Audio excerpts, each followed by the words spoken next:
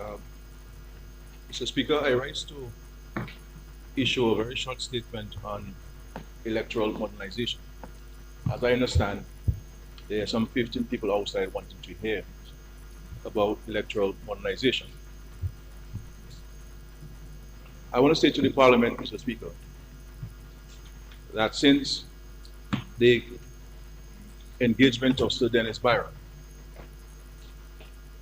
and his submission of his first draft report, which was submitted in December, I have met with Sir Dennis for this year on 2 occasions to discuss his recommendations in the draft report. There would have been a third meeting yesterday at 3 p.m. with Sir Dennis Byron. And Sir Dennis Byron requested a postponement of that meeting.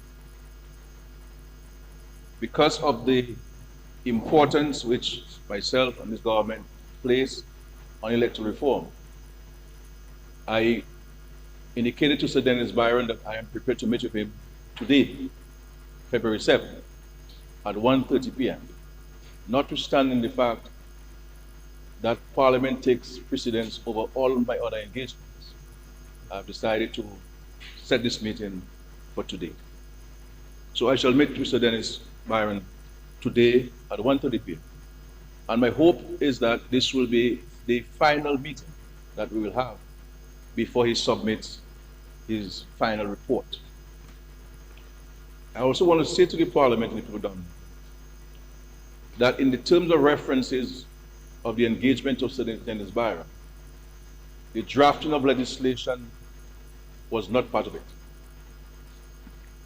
At the request of Sir Dennis Byron and the chairman of the Electoral Commission, I authorized the engagement of a legal drafts expert to draft all of the legislation to form part of the submission on electoral reform. And as Minister of Finance, I provided all of the resources to pay for the legal consultant to draft those legislation. I have said to Sir Dennis Byron, and I will say to the Parliament of Dominica, to Dominica, that this matter is the matter that I wish to put to rest once and for all in our country. And I wish to come to the Parliament to seek parliamentary approval of the new legislation by April of this year, so that the process of implementation can begin immediately thereafter. And so I'm hoping that this meeting this afternoon with Sir Dennis Byron will be the final one, and that we will receive the final report from Sir Dennis Byron the soonest, so that there can be consultation with stakeholders. Because consultation with any politician or any group of politicians is not the final point of consultation.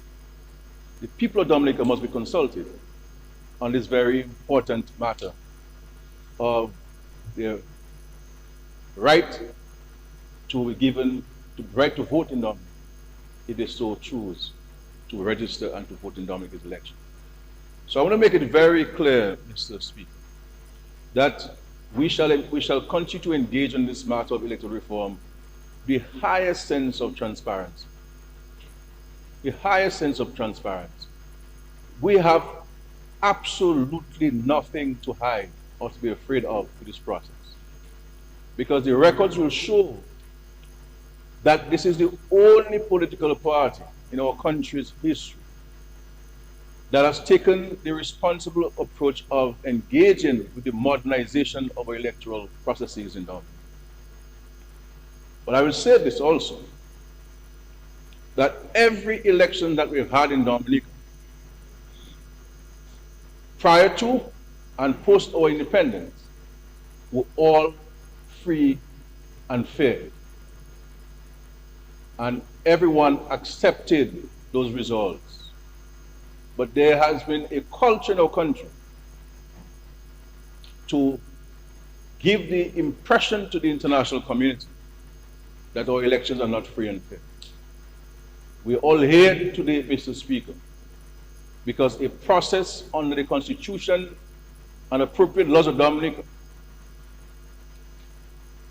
will recognize and people demonstrated their franchise and the constitutional right to vote in our elections. This is why we have 21 elected members of parliament.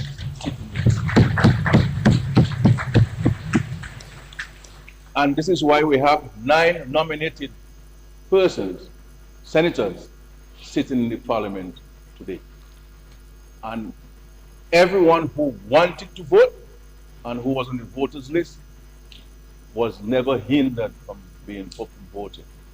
And all the independent observers who came to observe our elections declared that they were free and fair elections in Dominica. And I will go back to 2019, that even in 2019 election, when there were even external involvement in our elections by the OAS and others, with the Secretary General of the OAS, the OAS itself declared in 2019 that there were free and fair elections in Dominica. And in this election, Mr. Speaker, you know who the first who congratulated me as Prime Minister? The Secretary General of the OAS.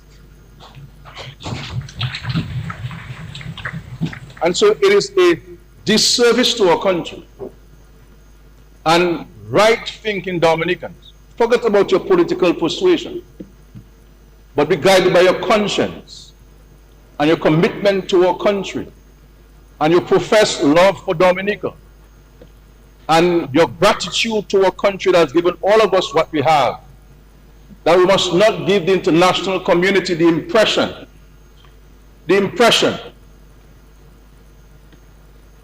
that the conduct of our business in Dominica is not done in a transparent and honorable way.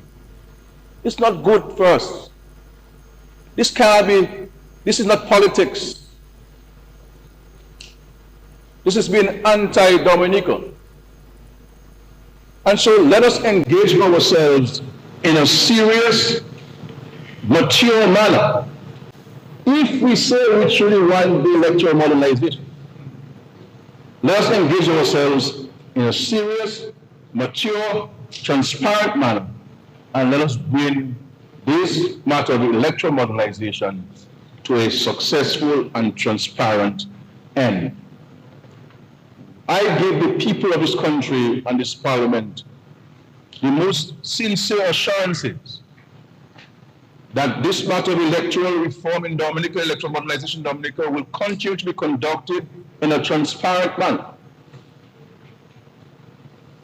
And that demonstration is recognized by the engagement of one of the most prominent legal luminaries in our Caribbean, Sir Dennis Byron, to assist us in examining in a dispassionate, objective manner our electoral systems and to see what we can do to engage this. And I will say to the public and the parliament again that in furtherance of his work as Prime Minister of this country, I wrote to the Secretary General of the Commonwealth and the Secretary General of the Organization of American States, soliciting their expert guidance and human resources to assist us in even reviewing that which Sir Dennis Byron would have submitted to us, and to ensure that it meets international best practices based on their own knowledge of electoral laws and electoral processes. And my final point to us, the issue of citizenship of our country and the issue of the rights and privileges of citizens of Dominica, and the fact that many people died to ensure that we have this franchise to vote, a very important and solemn right. And in many countries in the world today, there are many citizens who do not have that right to vote. It is important for us to set aside narrow partisanship and recognize our greater duty and obligation to the people of this country, and to ensure that in the process of electoral modernization, that no Dominican is denied the opportunity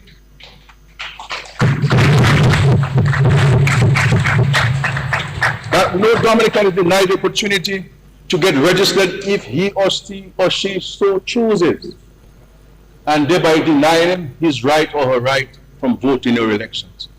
I want to say to us in Dominica that if we allow this to happen, history will not be kind to us, and we shall live with our consciences being haunted by our letting down of our forebears who fought to get us where we are today as a free-spirited, independent, democratic country. And so let us not, I'm not in this politics business, Mr. Speaker. I am here in the Parliament for 23 years, January 41st past. So I'm not in this business of playing politics and everything, Mr. Speaker. This as a history of student, as a student of history, and somebody who has a very strong ideological view on these things. We must not come here to play politics in this country on this day.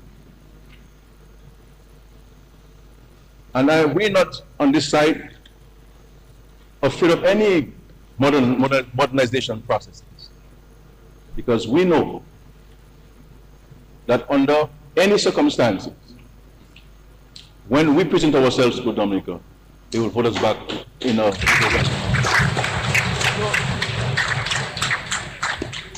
And the truth be told, I would like to see this process come to an end at the earliest time. And I'm hoping that we can come to Parliament just for one matter. We'll convene Parliament, Mr. Speaker, just for one matter. And if that day can be a Saturday or Sunday, then let it be. Just to pass the legislation dealing with electoral reform. So I'm saying to all those listening to me that if you're serious about electoral reform, let it happen. But I will say this to those who do not want it to happen, that you can jump high, jump low. There will be electoral modernization in Dominica. Because there are some who say they want it, but do not want it. Because they want to continue to give the international community the impression that this government doesn't want electoral modernization or electoral reform in Dominica. And so I'm saying to all that I want it. And I want it now. And we will put all of the resources to ensure that it happens in the likeness and the image of the Dominican people. Thank you, Mr. Speaker.